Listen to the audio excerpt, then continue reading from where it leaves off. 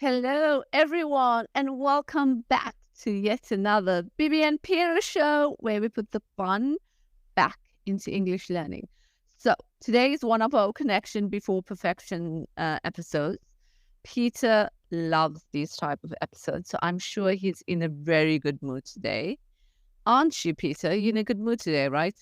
I am lovely, baby. I just love these kind of this inserts, and we've been receiving a lot of great feedback about our connection before perfection episode. So thank you, guys. Thank you so much for keeping us encouraged, and we love those feedbacks Yes, coming in. So please Peter continue. does need a lot of encouragement, guys. I cannot tell you how much encouragement he needs.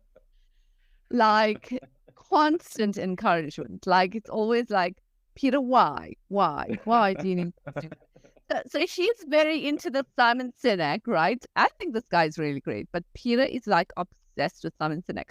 Yeah. Like I think Peter's greatest like dream in life is to meet Simon Sinek. One day I hope Simon Sinek actually listens to this Oh yeah. and gives my Oh yeah. dear friend here the dream come true, right?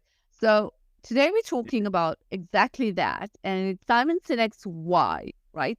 So Peter, maybe a lot of people know about this, maybe some don't, but the why factor is very common in business, right?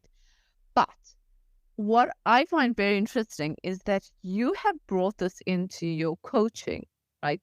I remember sitting into a few sessions of your coaching, and you always say that you should ask the student why. Why are you learning English?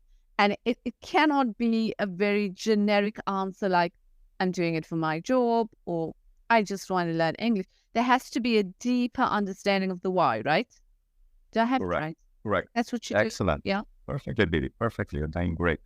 Um, yeah, there's power in the why, BB. And that power is not just for business. That power is intrinsic Yeah. motivation. And it motivates us in all activities of life. If it's furthering our business endeavors, if it's learning a language, if it's trying to get better at a skill or hobby, Yeah. need to continually ask ourselves why, especially in an age and time where there's overstimulation and we are really confused about Mm. what should we be doing. And it's very important for you to kind of just take a step back and kind of get a more macro perspective or a bird's eye view over why am I invested. Bird's eye view. That's a brilliant expression. Do you want to explain it? What does a bird's eye view mean? All right. So bird's eye view is, let's imagine that you are a eagle and you are, thousands of feet, up in the sky. So you would be actually seeing, the curvature of the earth. You would actually seeing a Come whole. on, Peter. Better words. We are teaching English here. Like more simpler words, don't you think? Okay. Like Sorry. maybe you're getting an overall view, like an aerial view, right? An There we aerial go. view of your perception of something, right? There we go. Okay, so explain to me how you've incorporated this into your coaching with your students. Like, how do you get them to see their why without them giving you a generic answer to say, I want to learn English for work or I want to learn English for travel? How do you get them to determine the why more like not only the bird's eye view, but like in great depth? How do you do it? Well, I have a 5 step kind of methodology that I have come up with, and it's called the craft step. Okay. And the C of craft is comprehension, and the comprehension refers to comprehending their past. So I really dig deep into what they have where they've come from based on their English. What they have experienced, what they have Oh my invested. God. Okay. Do, And I you know often. Nelson Mandela? Do you remember what Nelson Mandela said? I don't know if you Well, remember. Okay. He said, you can't go forward if you don't know where you're coming from. Yeah. exactly. Spot on, baby, spot on. Exactly that. I mean, it's just to tell them, look, you've what has English put you through? What Yeah. have you gone through related to English, and you kind of identify Probably negative. traumas. Yeah. Yeah. And then the next one is R, which is reflect. And reflect focuses on the present and future. And so I want them to, where's English?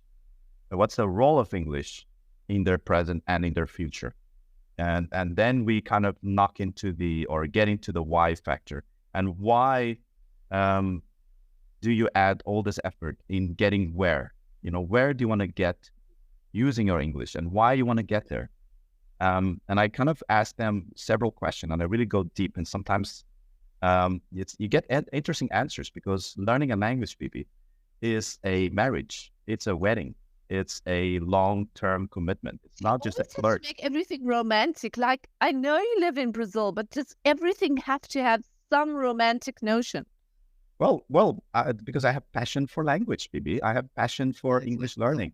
And when you have passion, I mean, one of the best examples of passion is romance, and between two people, isn't it? Oh, there we go. I mean, okay. I romanticize, honestly. I romanticize the idea of people overcoming their language barriers. Do you get a dopamine hit by it? I do.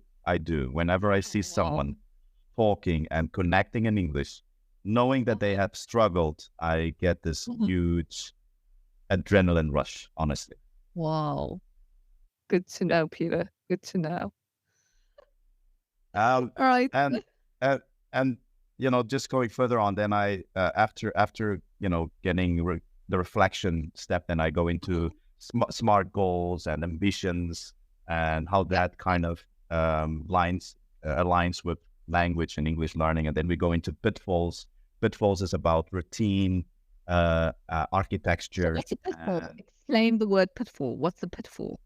Perhaps, there's always something that's between us and our ambitions, right? Because if there wasn't, everybody would be achieving what they set out to achieve. So there's the something of the listeners, a trap or a pitfall is something that is going to cause you failure, right? Yeah. So very important. What Peter's saying is that in your why factor, and when you're saying you need to learn English for a certain reason, you also need to see what's going to affect you from getting there. Like, what's going to pull you back when you're trying to go forward? Yeah, what's going to be the pitfall, and how to overcome it, right? Exactly. And most of the time, it's focused on routine and habit. I mean, if you want to be bilingual, you have to have some lifestyle alterations. I mean, there's no way to sidestep. Yeah, some type of immersion, right? Yeah, and it needs to be based on discipline and focus, because you need to integrate that into your daily life.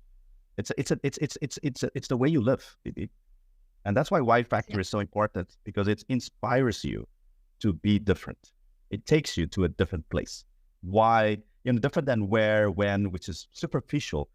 Why is the author of change, I believe. When you answer the why, it's, say again? Have you seen success?